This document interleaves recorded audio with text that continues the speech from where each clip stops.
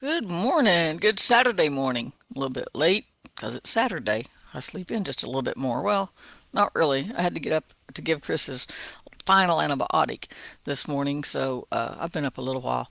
Had my first cup of coffee. I'll have my second one when I get done here, and I've been thinking about a whole bunch of stuff. And I titled today's distractions because I'm the queen of distractions. I really, really think so. I'm pretty sure I am because I can get distracted while I'm talking about distractions, right? I mean, my mind is all over the place, and I know on one hand it's normal, right? There's some normal, we consider it normal. We go into the kitchen and go, oh, I thought about too many things from the computer to the kitchen sink. I don't remember why I came in here, right? We all do that kind of stuff and get up, go to the bedroom and go, what was I looking for? Because we have so many thoughts on our mind, and social media and the craze of all the social media stuff the last few years hasn't helped that because you scroll and you get so much information and it's not all bad, right? Or watch so much on TV, or I was looking at a book today. I was thinking about buying, and it offers the book and the workbook, and it's about healthy stuff because that's what I like to study. And anyway, and so besides the Bible, but and it had workbooks and all this, and it says, well, we're including the audio version in case you don't have time to sit and read. And I'm like, man, how do we not have, um, how do we not have enough time to read a chapter a day or read our Bibles in the morning? I like to read in the morning because you never know what the day's going to bring. But yesterday, actually, in the middle of the day, my grandkids were here. And yeah, I'm already distracted. Anyway, my grandkids were here, and Eli had my phone looking up something to for a game he was playing on another device, and so I had to harden the transparency here, but I had to go to the bathroom. I didn't have my phone to grab, so I grabbed my Bible because it was here, and I took it in and I opened it and started reading. And that's where I got to this little devotion this morning, was because I took those few minutes to just read something different. I just kind of, it just, my Bible just fell open and I just kind of read whatever was there, right? And and it was about King, what's his name? Jotham. Now this, I'm going somewhere with it, I promise. It says he reigned in Israel. He was um, Uzziah was his king. Now was his daddy. Now Uzziah was the one where Isaiah had the experience of God's presence in Isaiah 6, where he looked around and he said, I see the Lord and his glory is filling the temple, and he's holy. Just the angels are singing holy, holy, holy. So this is his son. Uzziah was a king.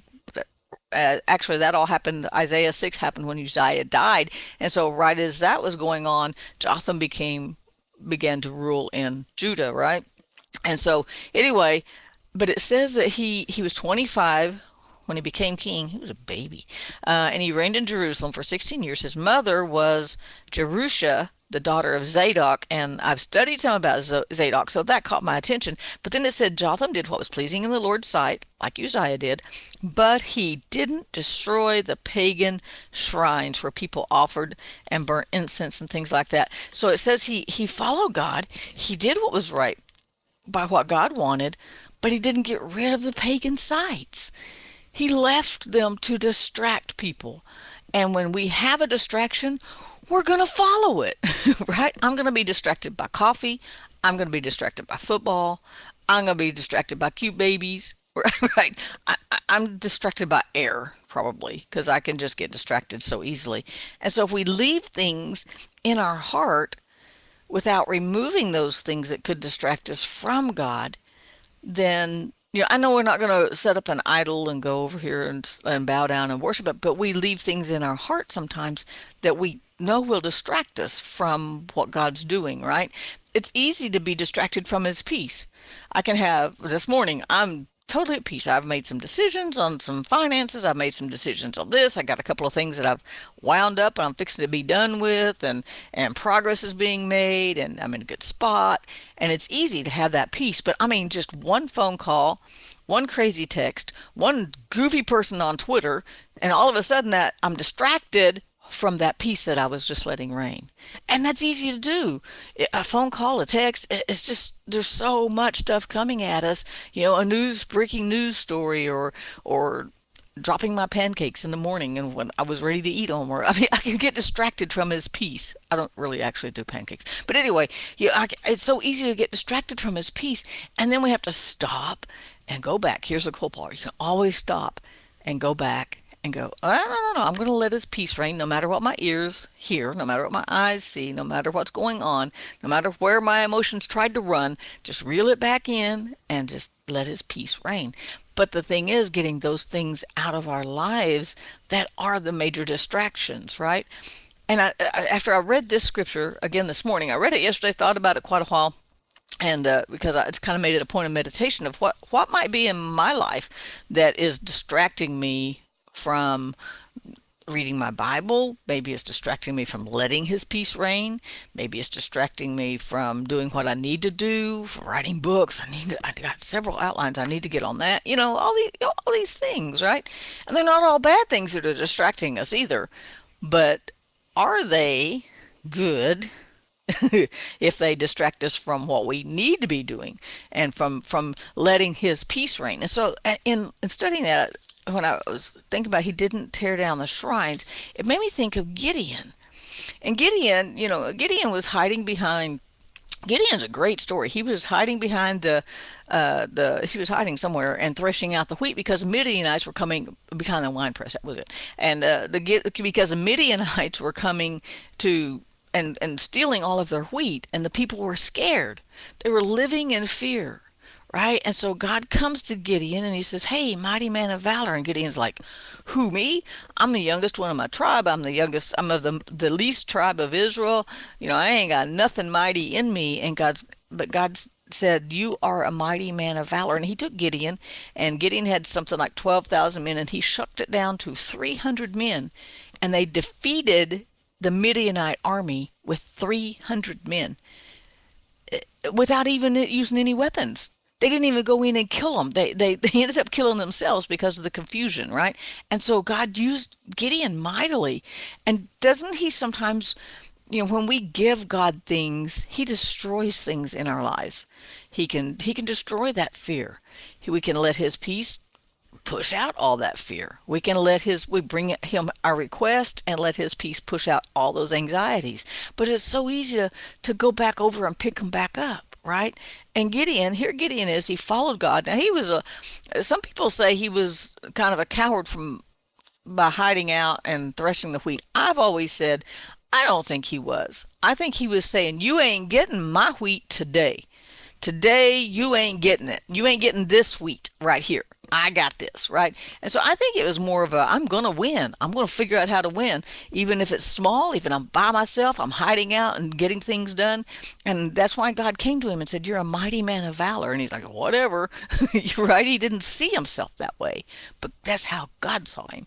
And so, because the Midianites was distracting, right? Well, they were big. They were a big army. They had lots of weapons. They were bullies. They were probably obnoxious, and so they distracted Gideon. And Gideon looked at them more than he looked at God, because he could have just asked God, but God came to him. So Gideon you have to read the story. There's a whole bunch of little things in between. There's a whole bunch more to matter of fact, I might read it later. Anyway, but Gideon, finally, they beat them all. And it actually, here somewhere, if I can find it with my glasses here, in chapter 8, it says, that's the story how Israel subdued Midian, which never recovered. So when God led Gideon into victory, the Midianites never came back while Gideon was alive. I think it said for throughout the rest of Gideon's lifetime, about 40 years, the land was at peace, right? God showed Gideon and used Gideon to make peace in his land. I never saw that before until I read it this morning, right? And so but then it says, right before that, it says, Gideon, they came to Gideon and said, "Be our ruler." And I'm in chapter 8:22. The Israelites came to Gideon and said, "Be our ruler. You led us in this battle. We won. This is awesome.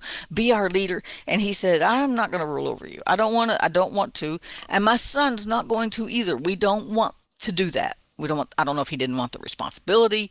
Maybe he didn't want the distraction. Maybe he didn't want that heavy leadership role. But he said, we're not going to rule over you. He said, let God rule over you. But you know what? That's what God wanted from the beginning. So Gideon is right on here. God didn't even want to give them Saul as a king, but they begged him for a king. And he goes, okay, if you want a king, I'm not good enough. Here you go. But he's going to mess you up. Right? And then, of course, God installed David. But Gideon had God's heart right here. He said, I'm not going to be ruling over you. I don't want to be a king. My son's not going to either. Let God be your king. Let God rule over you. Because he had just seen God work, right? But then he said, I would ask this. Here's my distraction. Everybody just give me your gold, all your gold earrings. It says, here, let me just read it. I'll not rule over you, nor my son. The Lord will rule over you. However, I have one request. Each of you can give me an earring out of the treasures you collected from your fallen enemies. And so that was quite the request because there's so many people there. And he said, just give me one earring. Just give me one little piece of gold that you got from defeating the Midianites. And they piled it all up, and he made an ephod, and it ended up becoming an idol. It said the people worshipped it. They were distracted. And here they just saw God take them through a great battle. But didn't we see this same kind of story with the children of Israel? Every time God would take them through a Red Sea or provide manna or quail or a great battle, they're like, that was great, God. Oh, but we're going to die out here. They were always distracted.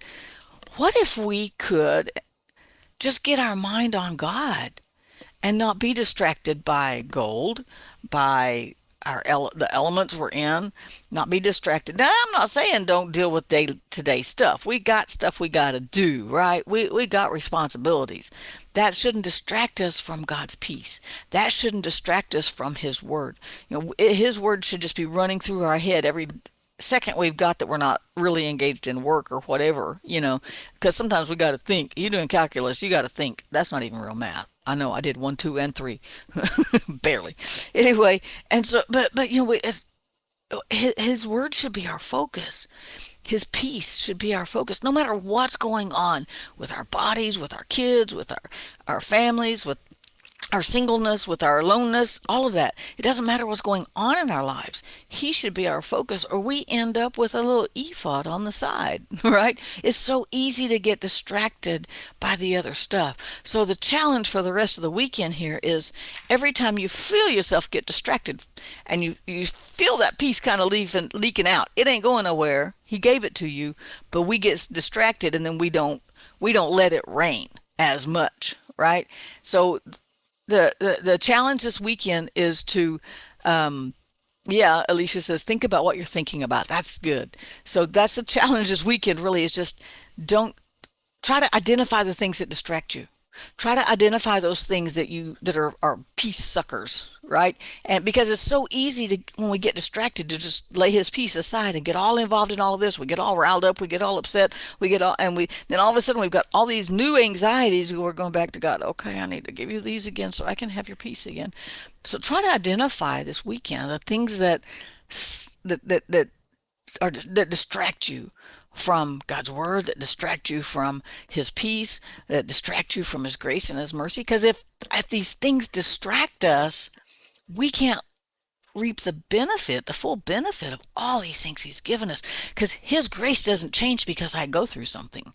His mercy doesn't change because something bad happened. His peace doesn't go away because I get anxious. His peace doesn't go away ever. I just get my focus on something else and I forget.